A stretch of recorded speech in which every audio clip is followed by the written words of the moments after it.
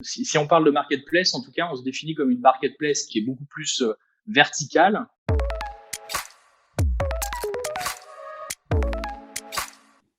Alors bonjour à tous les auditeurs du podcast des experts marketplace. Aujourd'hui, on enregistre un nouvel épisode et on est très heureux d'accueillir Jérôme Muffat. Alors Jérôme Muffat est le CEO et le fondateur de Renovation Man.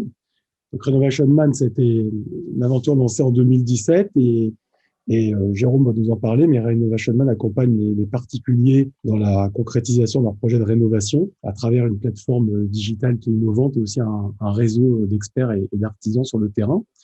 Voilà, donc bonjour Jérôme. Bonjour Alexandre. Alors merci de te prêter au jeu de l'interview du podcast des experts marketplace. Je te propose qu'on reprenne le fil rouge qu'on reprend maintenant depuis l'origine de ce podcast. On va s'intéresser à la proposition de valeur, au modèle économique de Renovation Man. On va ensuite faire un petit focus sur donc vos artisans, les artisans que vous proposez, que vous mettez en avant donc sur Renovation Man. On parlera effectivement des clients qui peuvent bénéficier du service Renovation Man. Et puis, on est toujours intéressé par le sujet transaction, paiement, etc. Donc, on finira là-dessus. Voilà. Si ça te va, on peut commencer. C'est parfait. C'est parfait. Très bien. Alors, Jérôme, ce que je te propose pour entrer dans le sujet, c'est que tu nous définisses, c'est toujours l'exercice un peu de l'élévateur pitch, là, mais en quelques mots, la proposition de valeur de Renovation Man. Renovation Man, c'est un service qu'on a créé donc avec mon associé Benoît en 2017 qui part d'un constat simple, c'est l'insatisfaction systémique qu'on a sur ce marché des travaux de rénovation. On considère que plus de la moitié des particuliers sont insatisfaits de leurs travaux de rénovation. Et ça vient sans doute largement du fait que ceux qui font les travaux, les artisans, qui sont très très nombreux en France, puisqu'il y en a quasiment 600 000, font un métier qui est extrêmement difficile. Et donc, on a décidé d'accompagner à la fois les clients et les artisans pour résoudre ces problématiques d'insatisfaction qu'on a dans la réalisation des travaux. On l'a fait avec une idée qui est notre fil rouge depuis le départ, c'est qu'on combine à la fois du digital en développant des outils digitaux qui vont nous permettre de simplifier, de fluidifier, de sécuriser la manière dont se passe un projet de rénovation. Et puis, on combine ça avec de l'humain, parce qu'on considère que sur ce marché qui est même très local, il y a un besoin d'humain très important. Et on met sur le terrain, en fait, un réseau d'experts travaux qui vont sélectionner les meilleurs artisans et qui vont être en capacité d'intervenir chez les clients. Mais en un mot, pour venir à la première question, on fait de l'accompagnement de bout en bout pour apporter de la sérénité aux particuliers sur leurs travaux. Alors, je pense que ça va parler à beaucoup de nos auditeurs qui ont récemment fait des travaux. Je crois que ça leur donnera envie, s'ils en refont, d'aller chez Renovation Man. Ils vont regretter de ne pas vous avoir connu. Tu as employé un mot qui est intéressant, qui est le mot sélection, notamment des artisans à travers ton réseau d'experts. Et c'est quand on a préparé le podcast, effectivement, tu m'as dit, avec aussi ton responsable marketing, vous aimiez pas trop le mot de marketplace, parce que marketplace, ça fait penser à un monde très ouvert, etc. Vous êtes vraiment sur, tout le monde ne rentre pas sur la plateforme. Il y a un gros travail de sélection. Absolument, ouais. Alors c'est sûr, on est à la fois une marketplace parce qu'on réunit une offre et une demande, mais à la fois, on n'aime pas trop le terme parce que on n'est pas une plateforme ouverte côté artisan. On s'adresse pour le coup à tout type de particulier qui veut faire des travaux de rénovation, mais côté artisan, on s'adresse pas du tout aux 600 000 artisans en France.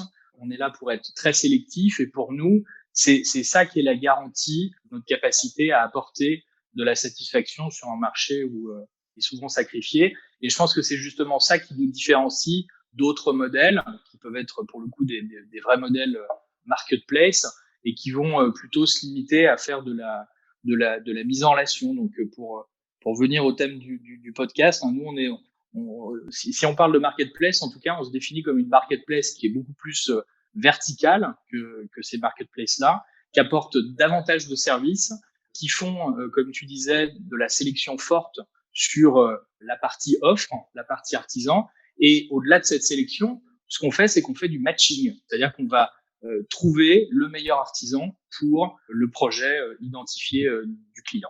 D'accord. Et comme vous les avez déjà sélectionnés, vous avez déjà un pool sélectif, donc vous faites du matching sur une base déjà sélective qui a de la valeur. Et c'est intéressant ce que tu racontes, ça fera écho à ce qu'on les auditeurs ont pu entendre sur d'autres épisodes précédents, notamment je pense à Acracy, qui est une marketplace qui s'est lancée dans le monde des experts de la communication et de la publicité, et qui justement, contrairement à des modèles Malte très ouverts, sélectionne finalement des freelances sur ces métiers-là, et ensuite permet à des clients qui ont un besoin de pouvoir faire un matching. Donc sur ce matching, donc il se fait sur la base d'une expression de besoin. Donc c'est quelque chose qui est assez mis en avant sur votre site. Donc il faut qu'il y ait un projet qui est envoyé, qui est en fait un cahier des charges. Donc là, tu peux nous expliquer un peu la mécanique là, après de ce que vous faites une fois que le client a déposé son cahier des charges.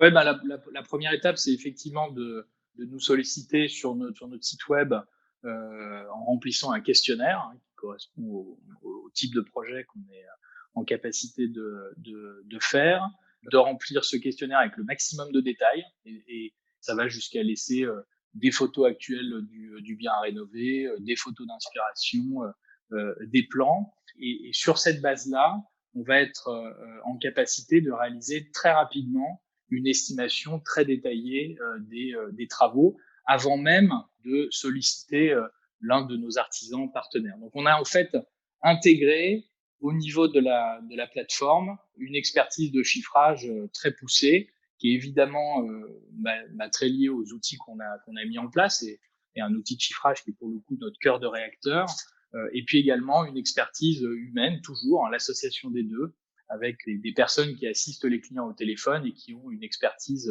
prononcée dans le secteur de la rénovation. D'accord. Donc, ce que j'aime bien dans l'approche, c'est que c'est vraiment une démarche aussi outillée avec l'utilisation, comme tu dis, de ton cœur de réacteur, de ce traitement, alors, où il y a une part d'automatisation, bien sûr. Mais alors, après, ma question, c'est que tu peux quand même, une fois que tu as bien qualifié le besoin, etc., et que tu es dans la phase de recherche de l'artisan, mise en relation, j'imagine que, bien sûr, il y a, et plus ta communauté d'artisans va grossir, plus il y aura besoin un peu d'algorithmie, mais tu peux aussi forcer l'algorithmie. Si tu considères que tu as un projet qui va vraiment aller avec un artisan et que l'algorithme l'a pas forcément proposé, alors ça veut dire que l'algorithme n'est pas, n'est pas efficace. Du coup, ça, c'est aussi, tu laisses une part d'humain quand même dans cette mise en relation. Je dirais même qu'aujourd'hui, elle est prépondérante parce que on est parti beaucoup sur du matching humain, parce qu'on propose quelque chose qui est véritablement sur mesure. Au fil du temps, on a développé évidemment de l'intelligence qui va nous permettre de faire de la présélection, c'est-à-dire que pour un projet donné, on va être en capacité de dire il y a que tel ou tel artisan qui est capable de répondre, qui a les bonnes assurances pour répondre au projet. On a intégré des notions de capacité à faire et donc de taux de charge à ne pas dépasser pour un artisan. Et c'est autant d'éléments. Alors tout ça, c'est embarqué dans notre CRM au moment où se fait l'affectation, qui nous permettent d'uniformiser les choses au fur et à mesure que l'on scale. Mais je pense qu'on est encore au tout début de ce que peut faire justement l'algorithmique sur ce terrain-là. C'est-à-dire qu'il va y avoir de plus en plus de prise en compte de paramètres qui vont nous permettre d'affiner cette présélection, sachant que au bout du bout, elle est toujours décidée par l'humain, par cet interlocuteur dédié qui vous accompagne sur votre projet. Et des considérations aussi importantes que le type de client qu'on a en face et le caractère de l'artisan qu'on connaît finement, puisqu'en fait on n'en a pas beaucoup, donc l'avantage c'est qu'on les connaît bien, ça nous permet de le faire avec précision. Alors, sans revenir sur le mot marketplace, mais tu fais quand même quelque chose que marketplace effectivement fait, c'est prendre en charge une forme de complexité qui est pas toujours bien prise en charge par ou qui est pas au cœur du métier de l'artisan, parce qu'effectivement l'artisan il fait ses devis, mais souvent parfois ça en famille qu'il le fait, mais Absolument. il a une forme de une haute finalement, un pain point, une douleur, et qui lui permet de se recentrer sur sa valeur ajoutée. Donc ça, c'est très intéressant. Alors dans les marketplaces, qu'on observe beaucoup, et c'est une bonne pratique, beaucoup de gens qui lancent des marketplaces finalement, ils veulent faire de la mise en relation, mais il faut qu'elle se fasse autour d'une offre, enfin autour d'un catalogue, autour de. Donc vous avez plusieurs entrées, vous avez effectivement sur le site les expertises qui sont la capacité à faire un devis ou les sujets de rénovation de cuisine, salle de bain. Donc j'aime bien, c'est une liste et aussi une approche par projet. Donc ça, c'est des listes que vous avez, ça évolue, ces typologies ou c'est comment vous l'avez créé sur la base de ce que vous avez observé, une analyse de marché. Enfin, ça Ouais. m'intéresse. C'est la liste est assez sensiblement similaire avec laquelle on est parti en juillet 2017. Elle va correspondre en fait à notre cœur de cible. Et notre cœur de cible, c'est un mélange des travaux qui sont les plus fréquents pour les gens et puis des travaux qui sont le plus complexes. Typiquement, nous, on va apporter une valeur ajoutée importante dès qu'on a du multicorps d'état. Si vous voulez faire 100% de peinture, c'est pas forcément par nous qu'il faut passer. En revanche, pour faire une salle de bain ou une cuisine où il y a une association de corps d'état important, et ben là, notre valeur prend tout son sens. Et évidemment, c'est le cas sur les rénovations d'appartements, sur les rénovations de maisons qui sont du multi-pièces et avec des pièces complexes. Et puis c'est le cas aussi à l'autre bout de la chaîne de rénovation avec des travaux de structure comme des extensions ou des surélévations. Donc le point d'entrée, notre cœur de cible, c'est vraiment ça, c'est un mix. Les travaux les plus fréquents, les gens, ce qu'ils refont, c'est les pièces d'usure, donc les salles de bain, les cuisines. Ils refont souvent la chambre parentale pour ajouter un dressing. C'est évidemment des rénovations complètes d'appartements et de maisons, et en particulier au moment où vous faites votre premier achat immobilier. Et puis, c'est des extensions, des surélévations au moment où vous voulez gagner de l'espace. Donc ça, c'est notre cœur de cible et cette liste-là, elle n'a pas bougé depuis le départ. Et elle a vocation à évoluer, c'est clair, parce que au fur et à mesure qu'on avance, même si on conserve notre cœur de cible, on va se développer de plus en plus sur des spécialités fortes. Par exemple, depuis un an et en particulier accéléré par cette crise du Covid, ce besoin de plan de relance important, on s'est développé de manière très forte pour monter en compétence sur le volet rénovation énergétique. Et donc, on propose de plus en plus de travaux de type rénovation énergétique avec les artisans qui sont en capacité de le faire. Et puis, il y a un champ, aujourd'hui, on est très orienté particulier. On a vocation à faire également beaucoup de choses dans le marché du B2B.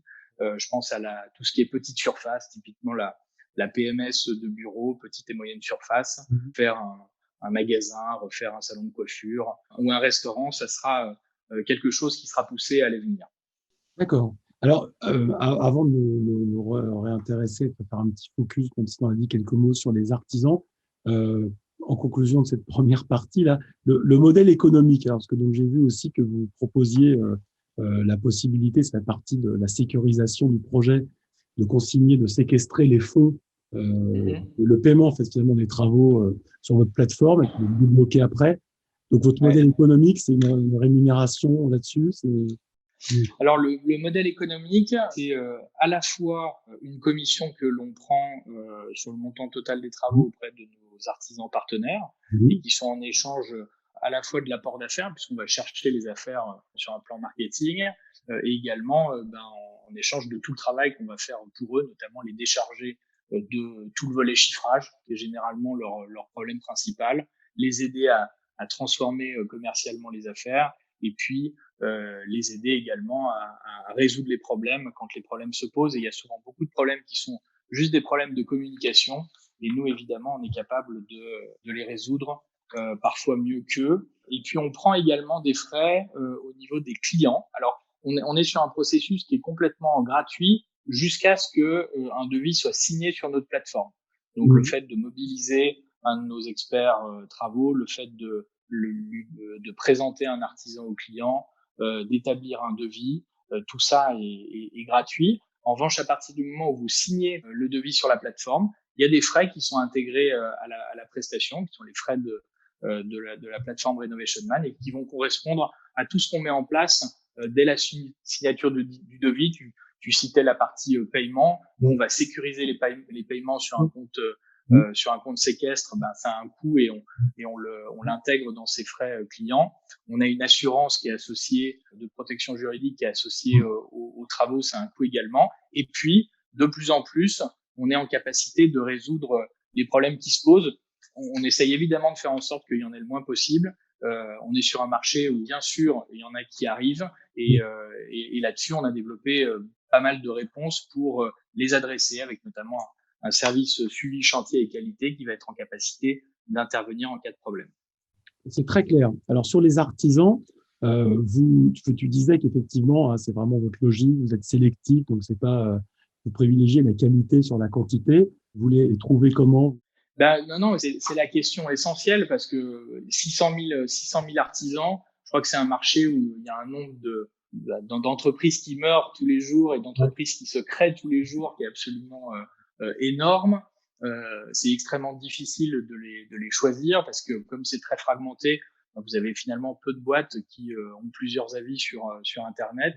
Donc trouver son bon artisan, c'est comme trouver une aiguille dans une meule de foin. Et c'est pour ça qu'on est là, justement.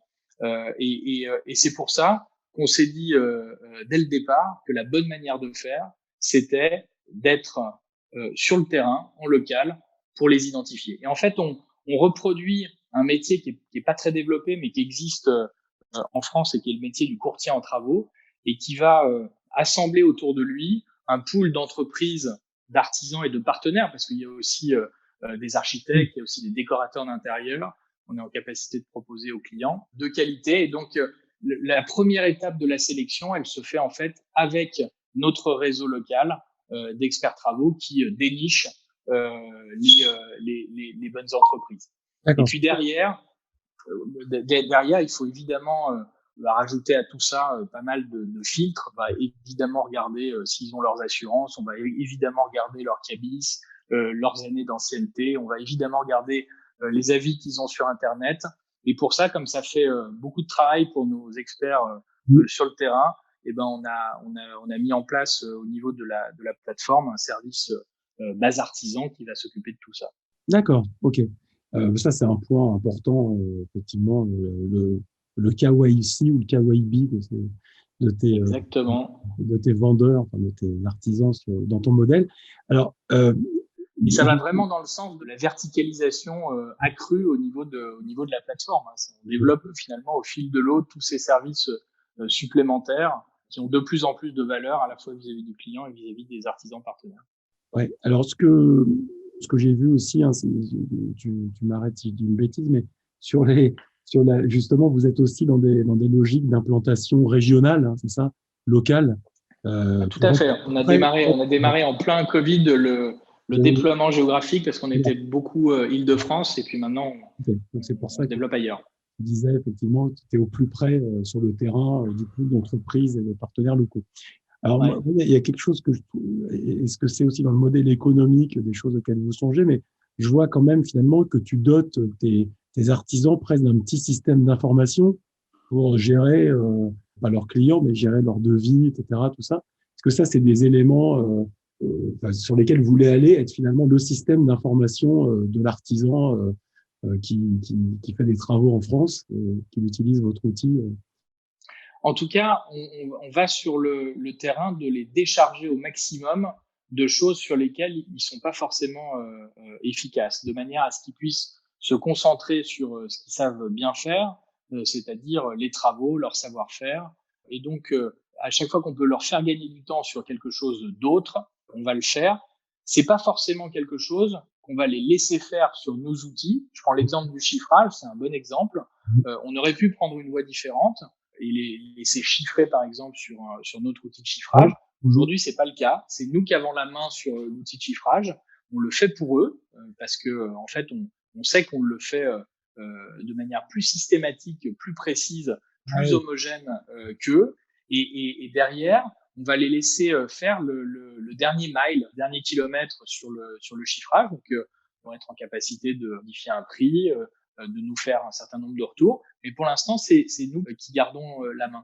Sur le volet, sur leur deuxième pain point majeur identifié, la problématique de la facturation et des paiements, on est plutôt là pour faire les choses à leur place. Et alors, effectivement, ils vont avoir un outil. Ils ont un espace artisan sur lequel ils peuvent se connecter, sur lequel ils vont voir les projets qu'on leur propose avec tous les détails associés. Mais finalement, pour l'instant, ils n'ont pas tant de choses à y faire que ça. Et c'est pareil sur le suivi de chantier. Sur le suivi de chantier, on est passé par un système tout simple, c'est qu'on a mis en place des conversations WhatsApp, qui est finalement le meilleur système pour être sûr que l'artisan va utiliser l'outil plutôt que de développer un outil propriétaire et avoir un taux d'adoption en rade. C'est aussi une brique de transformation digitale WhatsApp. Je discutais récemment pour l'anecdote, un grossiste, des plus gros grossistes de Rungis, qui s'était encore faiblement digitalisé, mais le seul élément digital qu'il utilisait, c'était WhatsApp. Parfois passer des commandes de 400, 500 000 euros avec des commerciaux. Donc c'est intéressant. Il y a de plus en plus de possibilités de plugger son API sur WhatsApp pour faire un certain nombre de choses. Donc le fait que l'outil soit sur les téléphones de tout le monde, et en l'occurrence également de nos artisans, c'est un avantage clé, parce qu'on a toujours tous envie de faire son outil interne, son outil conversationnel. Là, pour le coup, je pense que vraiment WhatsApp fait une réponse assez idéale sur notre marché. Alors, écoute, très intéressant pour les artisans. Donc, sur les clients, les acheteurs, alors est-ce que vous avez finalement, alors tu as dit que c'était le profil des clients, il est lié aussi alors à votre catalogue, au sujet que vous proposez, des extensions, des choses comme ça. Mais est-ce que vous avez un profil de client type qui se dévoile là? Il y a plein de clients différents. Ici, il y a quand même des clients types. On peut dire que on a au global, on a une population assez jeune. Il y a beaucoup typiquement de célibataires qui font des travaux, qui vont avoir moins de 35 ans. Il y a énormément de couples primo-accédants qui achètent un appartement ou une maison et qui font des travaux qui sont plutôt dans la tranche 30-40 ans, qui aiment bien ce genre de service avec de l'humain et puis du digital embarqué. Et puis on a et ça on va dire c'est un peu nos deux grands types de clients. Et puis on a également des gens qui sont propriétaires depuis plusieurs années, plutôt familles installées qui déménagent pour agrandir ou pour typiquement trouver une maison un peu plus loin que l'intramuros, ou des gens qui sont propriétaires depuis 15-20 ans, qui commencent à avoir pas mal de pièces dans l'appartement ou leur maison qui ont besoin de travaux et qui vont avoir entre 45 et 60 ans. Voilà, c'est ça nos trois grands types de clients. Et j'imagine que, pour le recrutement des clients, comme c'est dans la vie de gens qui ont fait des travaux, quand ils ont été contents des travaux, je me dis que le bouche à oreille, c'est très important. C'est très important. C'est la manière dont ça se passe aujourd'hui. C'est-à-dire que sans plateforme comme la nôtre, pour trouver les artisans, les gens aujourd'hui, ils utilisent essentiellement le bouche à oreille familial de proches. Donc nous, on veut évidemment miser là-dessus pour d'une part apporter une satisfaction hors norme, et puis pour faire en sorte que cette satisfaction leur donne envie de recommander la marque Renovation Man à leurs amis. Donc c'est vraiment une composante assez essentielle dans notre modèle, sur un marché où on fait pas des travaux tous les 2 mois. Il y a quand même pas mal de récurrence. On s'aperçoit que les gens saucissonnent leurs dépenses de travaux et vont faire des travaux à un instant T, et puis sur une autre pièce des travaux à 6 mois ou un an plus tard, et vont repasser par vous. Mais ce sur quoi on mise le plus, c'est un bouche à oreille très important sur la plateforme auprès de leurs proches. Et alors j'imagine vous avez déjà des clients avec lesquels vous avez déjà fait plusieurs chantiers. Oui. Absolument. Ouais, parce que ça, c'est aussi le signe que la proposition de valeur est bien exécutée, quoi. Absolument. Non, mais c'est hyper important. On a déjà le tiers de nos signatures mensuelles qui sont soit des clients repeat, soit des clients qui viennent du bouche à oreille. Et pour les clients repeat, bah, effectivement, on en a un certain nombre qui ont déjà fait là sur 4 ans et qui reviennent nous voir pour la troisième fois parce qu'ils ont découpé leurs travaux. On a aussi un type de client dont on n'a pas parlé tout à l'heure, mais qui est quand même important. C'est celui qui veut faire des travaux dans un investissement locatif. Et lui, pour le coup, quand il a trouvé la bonne solution travaux et qui fait plusieurs investissements locatifs, il va avoir tendance à passer par la même plateforme. Donc, on a quelques clients qui sont même passés plus que 3 fois par Renovation Man pour faire leurs travaux sur des investissements locatifs. Alors du coup, ça fera rêver beaucoup de nos auditeurs parce que ça te permet effectivement là d'avoir des coûts d'acquisition client. Alors même si bon, enfin, vous avez dans votre process de l'humain aussi, hein, puisqu'il y a de l'expertise qui est apportée au client dans les premières étapes, enfin, et même le reste de sa vie avec Renovation Man. Mais en termes de coûts d'acquisition client, effectivement, le bouche à oreille, c'est une technique C'est le Graal. le Graal, c'est le Saint Graal. Voilà, Ouais. mais alors, c'est vrai que vous êtes par nature, c'est drôle parce que enfin, ne vous connaissant pas encore, mais quand j'ai fait des travaux, effectivement, le premier truc qu'on fait, c'est demander, comme on n'y connaît tellement rien, c'est à des gens de sa famille, son entourage, des noms d'entrepreneurs avec lesquels ils ont eu une belle expérience, quoi. Donc vous l'avez finalement plateformisé.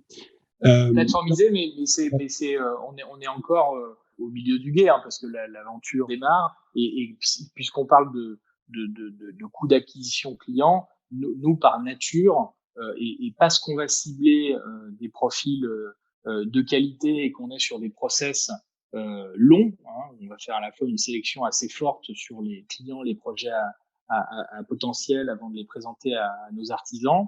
On va être sur des coûts d'actes qui sont pas négligeables, mais qui sont associés d'abord à des paniers moyens qui sont très élevés parce qu'on est sur des travaux très élevés en moyenne, et puis qui ont évidemment vocation à diminuer et qui diminuent fortement justement du fait de ce bouche à oreille. Et il y a un deuxième élément très très fort qu'il faut prendre en compte parce qu'on est sur un marché où il y a énormément de ponts et de passerelles avec d'autres secteurs d'activité. On a parlé de l'achat immobilier, c'est assez net que quand on achète, on a souvent envie de faire des travaux. Il y a plein d'autres secteurs. Il y a le secteur de l'assurance, il y a le secteur de la banque quand on fait des crédits travaux, des crédits immobiliers. Évidemment, tout ce qui est matériel d'ameublement de la maison. Et donc, on est sur un marché où il y a énormément de clients à aller chercher via des partenariats. Et là encore, il n'y a que en visant une satisfaction très élevée qu'on va être capable de nouer ces partenariats d'ampleur qui sont souvent des partenariats avec un potentiel national. Et d'ailleurs, on en a déjà quelques-uns très intéressants. Ouais, alors c'était un peu, comme on arrive au terme, on aura encore plein de choses à dire, mais on te réinterviewera, si tu es d'accord, dans 6 mois, parce que c'est l'exercice que j'aime bien faire. En tous les cas, c'est vrai que je pense que faudra construire déjà, enfin, exécuter sa promesse, c'est déjà très, très difficile et c'est super ce que vous avez déjà fait. Après, il y a un boulevard, il y a beaucoup de stratégies de partenariat à les trouver, notamment, effectivement, j'ai Ouais. parlé un peu tout à l'heure. Alors, vous avez mis en partenariat déjà un partenariat avec un assureur. Effectivement, sur le financement, il y a énormément de choses à faire. Tu parlais aussi tout à l'heure de rénovation énergétique. Qui dit rénovation énergétique dit aussi financement et des certificats d'économie d'énergie. Donc, il y a plein de choses à faire. C'est quoi donc vos enjeux là sur vos grands chantiers, je vais dire là sur l'année qui vient, enfin qui reste parce qu'elle a déjà commencé. Mais... On est en plein déploiement, hein, comme tu l'avais remarqué. Là, on commence vraiment à sortir de l'Île-de-France et à s'implanter en province. On a ouvert Marseille, on a ouvert Bordeaux, on a ouvert Toulouse, Nantes, Rouen.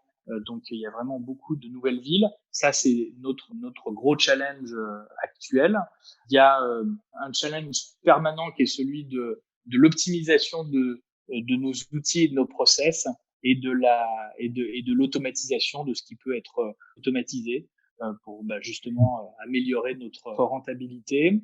Et puis il y a un grand chantier qu'on a lancé en début d'année, qui est un chantier lié aux fournitures, parce que qui dit projet de rénovation dit beaucoup de fournitures associées au projet, sur lequel il y a beaucoup de choses à faire. Donc on a des idées de personal shopper, donc de services supplémentaires qu'on va être capable de proposer à nos clients pour les aider à définir, à structurer leur liste de courses. Et puis, on a aussi de grandes ambitions en termes de digitalisation des parcours pour faire en sorte que les clients soient impliqués le plus en amont possible dans ce processus de définition des fournitures, évidemment avec des idées comme des mood boards, des offres packagées où on a déjà prédéfini pour eux un certain nombre de choix de fournitures tout en leur laissant du choix. Et ça, c'est vraiment une direction dans laquelle on veut pousser, notamment dans le cadre de notre développement de produits. Bah, écoute, super. Alors, peut-être sur les mood boards, un partenariat avec Pinterest. On l'a fait récemment chez Shopify.